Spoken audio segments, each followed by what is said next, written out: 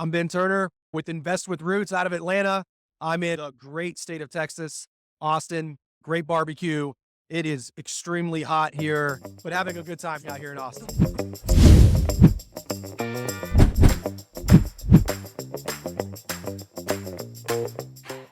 So met Ben last night, incredibly smart guy. Tell us Thank why you. you're here.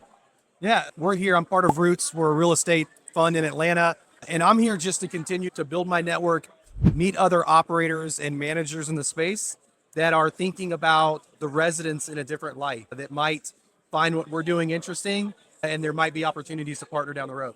You said residents, and that's the core of like you thinking differently. Can you Yeah. elaborate more like on that?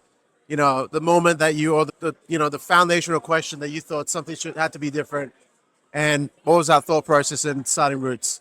Yeah. So when we started the fund, the idea was there's nothing more valuable to us than a resident that will stay in our homes and take care of our homes.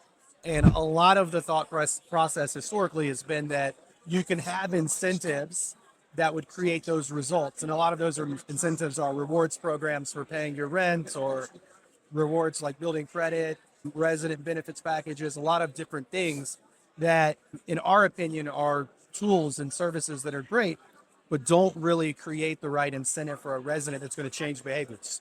I've always looked at it as the things in my life that are good experiences never dictate change in my life. It's always the things that impact my life that foster change. What if we led with us impacting the lives of our residents in a tangible way?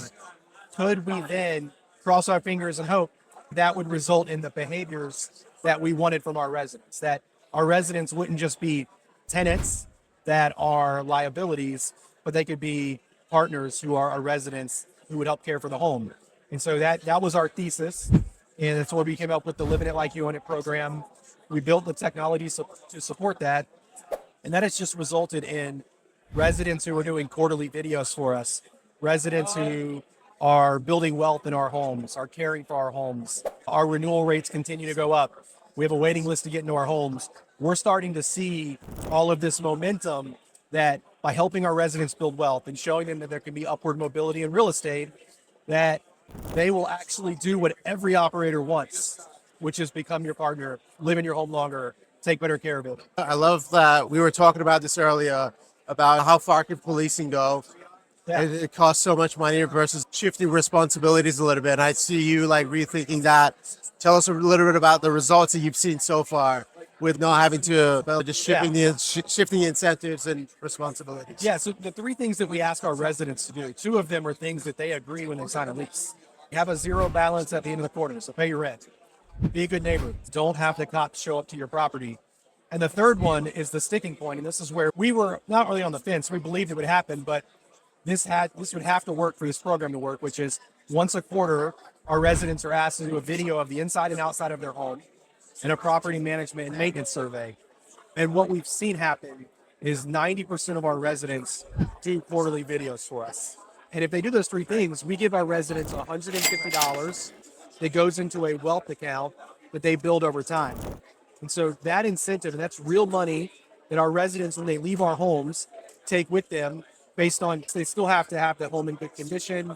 It's still based off of damages, but the resident's building something that they can take with them. And that half $150 is over A quarter. So over a our quarter. residents can earn $600 a year. We'll actually give them an additional $200 if they do it for 4 quarters in a row. And we just said, look, we're already setting this money aside for the turn cost of a home. It's expensive. What if we reallocated this to the resident, and the risk to us was the resident might do everything we want them to do, and they take some of our money with them instead of us putting that money into the home. How did you think about that number?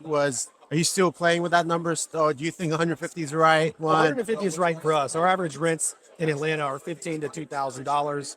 That pencils out for us. It may be different depending on market and things going on, but for us, that number just makes sense, and it's created the right behaviors with our residents as well. And what kind of skepticism do you get from the market around this? From what are people afraid about? Again, I guess you have to take a leap of faith in doing what you're doing, and there's always proving people wrong a little bit on the journey. But what are the things that you heard initially where you were like, Yeah, so some of it, like in the property management world, is this an additional lift? Is this more process? Does this result in ancillary revenue, which every property manager is trying to figure out?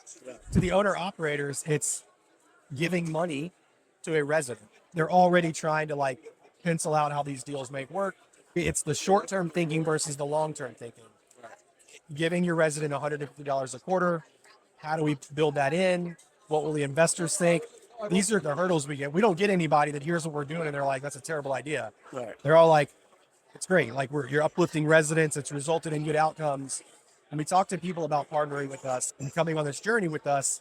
The concerns around initial process and the piece of funding it for the resident. Right. And we hope that we continue to prove out that we're not just doing this because we're philanthropists or good people. We'd like to think that This is a new way to think. yeah, we do care about the residents and that has led this, but we actually think that this gives us a huge edge over the people that we compete against. Right. In Atlanta specifically, where most of our homes are, I'm a firm believer that more and more like awareness comes about what we're doing, the residents that everybody's after, they're going to choose us.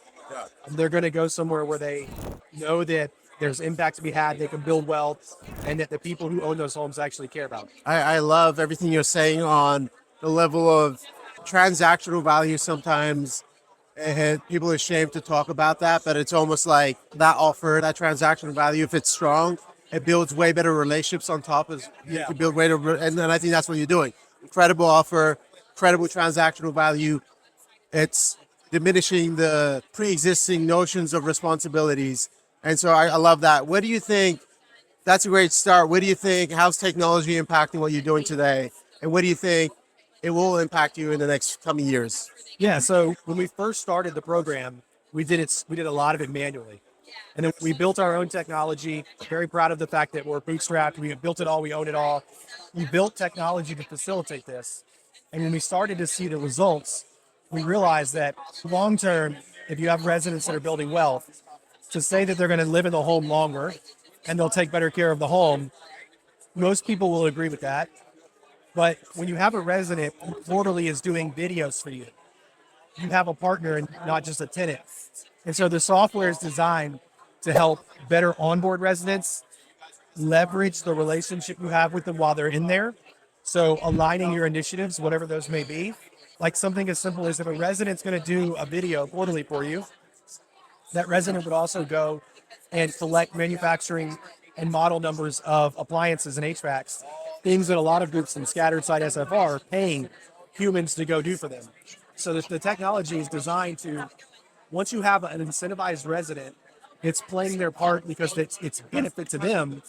How can you then ethically, in a really uplifting way, leverage that relationship to get better outcomes, solve for HOA violations, get better compliance around filter change, etc. Just continuing to leverage that relationship with the resident is where the software comes into place. And then also, a big part of what we've built into this is when a resident, and traditionally when a resident leaves your home, the resident could have had a 3-year experience that was great. And when the resident finds out they're getting none of their security deposit back, or maybe a little bit, You're always anxious about it. You're like, what's going to happen? Yeah, it's never a great experience for any party involved. Yeah. Property managers don't love it. Residents don't love it. It's what results in like negative press outcomes. We feel like we've created a process that's more seamless. There's more accountability around the delivering of invoices, residents leaving, residents have to submit a video of an empty home. Like before the program, we've shown up to homes where residents were like, we're out of there, we're gone. We show up and then in fact, they're not gone. Yeah. So we're creating a better experience for the resident and the property manager and owner when the resident leaves, which will result in a better image, better brand, better word of mouth. I've never understood that. Technology to do all of that. I've never understood what you just said there because I think people are way better at tolerating pain versus uncertainty. And I never understood like the bond and the uncertainty around that, like how, and there's no solution for it. And then there may be for once that solution.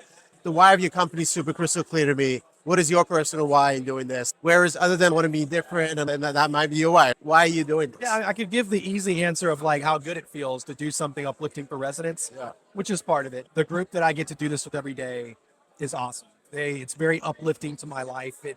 It's empowering to all aspects of my life. But I've been in different aspects of real estate for a long time, and there seldom is real innovation. And as more and more renters come into the fold, I was a 19-year-old dad, spent a lot of time renting. I've heard the whole stories about money being thrown away renting. I've had people that I know very close to me struggle to buy homes in this current market. I hope that we are building something that provides like optimism to people who maybe need to rent for a period of time in their life. Maybe they're forever renters. We have an older lady who rents with us who's been there from the beginning, who, when we interviewed her about this, she was like, I finally feel like I can leave something for my grandkids. And it's awesome because it may just be a couple $1,000s, Yeah. but for her, it's providing joy and fulfillment. But the ripple effects of that, her grandkids may be like, my grandmother left me this money because through real estate.